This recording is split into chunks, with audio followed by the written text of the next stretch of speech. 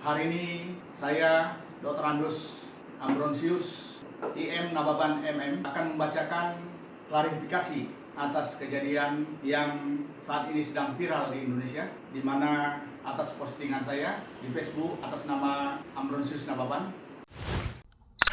Bismillahirrahmanirrahim. Assalamualaikum warahmatullahi wabarakatuh. Sahabat semua, akhirnya kita dengar permohonan maaf dari Ambronsius Nababan ya. Dan sayangnya memang tentu kita sebagai manusia secara umum, karena nampaknya beliau pun menyampaikan permohonan maaf kepada seluruh rakyat Indonesia, saya kira perlu kita maafkan. Tapi memang ada beberapa catatan penting yang juga harus kita berikan sebagai sebuah pelajaran untuk bangsa Indonesia ke depan, agar tidak terjadi lagi hal-hal yang seperti ini. Kita dengar tentu yang pertama dari media mainstream ya, yang kemudian itu menjadi seliweran di berbagai platform media sosial, kurang lebih tayangan 1 menit 50 detik. Beliau menyampaikan bahwa dia memberikan klarifikasi, bahkan sekaligus mempertanyakan. Dia katanya mengambil gambarnya dari copy paste dari yang lain ya. Bahkan disebut namanya, katanya Fatimah. Silahkan di googling saja kan. Dan dia pertanyakan kenapa hanya saya katanya yang dianggap rasis, padahal orang-orang yang sebelumnya sudah banyak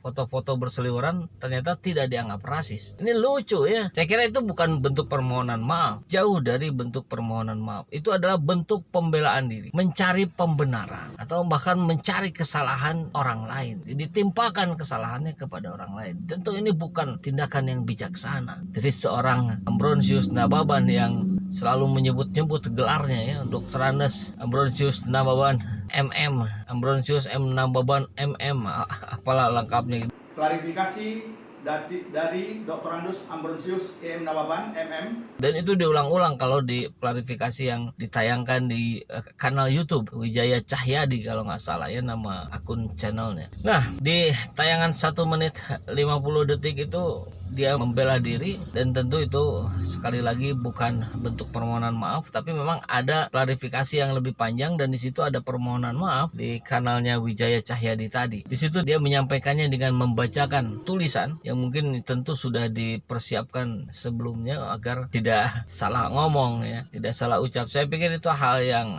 bisa kita maklumi bersama ya. Tapi sayangnya juga di 7 menit lebih, 8 menit kurang sedikit, bentuk klarifikasi itu masih banyak berkutat pada upaya-upaya dia untuk mencari pembenaran. Seperti misalkan ini bentuk kritik saya kepada Natalius Pigai. Hanyalah kritik untuk pribadi oknum tersebut dan bukan ditujukan ke masyarakat Papua. Kritik kok ke oposisi, Pak? Kritik itu ke penguasa.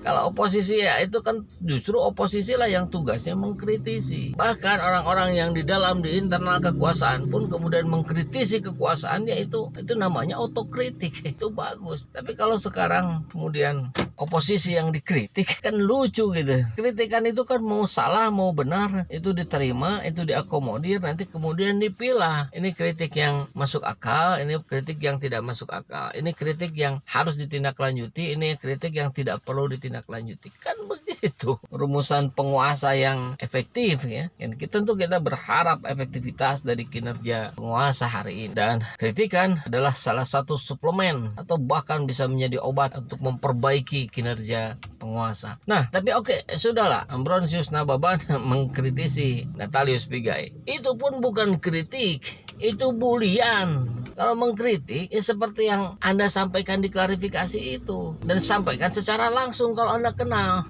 Kalau Anda nggak kenal ya bolehlah gitu di lewat media sosial. Tapi kalau sebagai sesama pembesar gitu, merasa Anda orang besar kan, sama dengan Pak Natalius Pigai, kan setara itu. Anda bisa DM Instagramnya, Anda bisa kirim ke message di Facebook kalau Anda pakai Facebook kan. Banyak cara lah untuk menyampaikan secara langsung. Beda sama rakyat jelata. Kalau rakyat jelata kan nggak punya akses kesini, nggak kenal, kesini nggak tahu, maka itu media sosial menjadi sarana untuk mengungkapkan kritikan, gitu logikanya ya. Nah itu bukan kritikan, itu adalah tindakan rasis. Kritikan yang Anda sampaikan di klarifikasi itu harusnya itulah yang menjadi isi postingan status Anda gitu. bukan menampilkan gambar dan kemudian menyinyir dengan cara yang sangat kejam. Itu lagi-lagi itu bukan kritikan, itu nyinyiran yang masuk kategori tindakan rasis. Mudah-mudahan Anda paham ya sampai di sini. Lanjut kemudian pada pernyataan Ambrosius Nababan yang mengatakan bahwa saya tidak mungkin melukai hati rakyat Papua.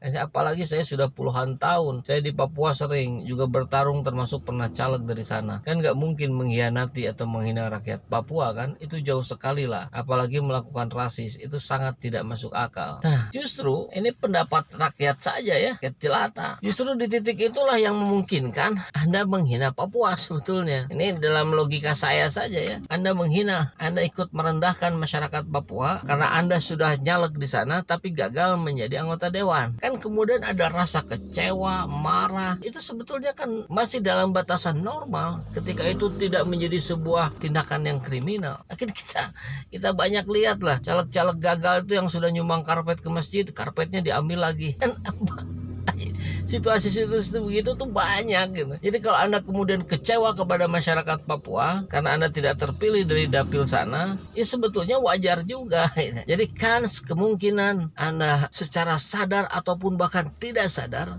ikut kecewa kepada masyarakat Papua dan itu ditimpakan pada Natalius Pigai, itu menjadi logis karena ada rentetan ceritanya seperti itu. Kemudian yang menarik juga nih ungkapan dari Ambrosius Nababan. Saya cari ini apa yang kira-kira bisa diposting untuk mengkritik beliau secara satir. Jadi saya lihat pas ada foto beliau dengan seekor gorila, kata dia, Anda paham tidak dengan satir? Aduh, walaupun memang tetap ada yang saya apresiasi juga ya, beliau menyatakan siap bertanggung jawab atas ucapannya meskipun itu masuk sampai ke ranah hukum. Kalau tidak salah di video yang 7 menit lebih itu dia sampaikan begitu. Walaupun ada juga penyampaian bahwa saya ingin menyelesaikan urusan ini secara pribadi langsung dengan Natalius Pigai. Nah, mestinya sebelum Anda membuat klarifikasi itu, Anda upayakan dulu untuk berkomunikasi langsung dengan Pak Natalius Pigai. Ya bukan baru berencana udah disampaikan ke publik. Saya kira kan itu juga tidak elok. Bagaimana Pak Natalius nanti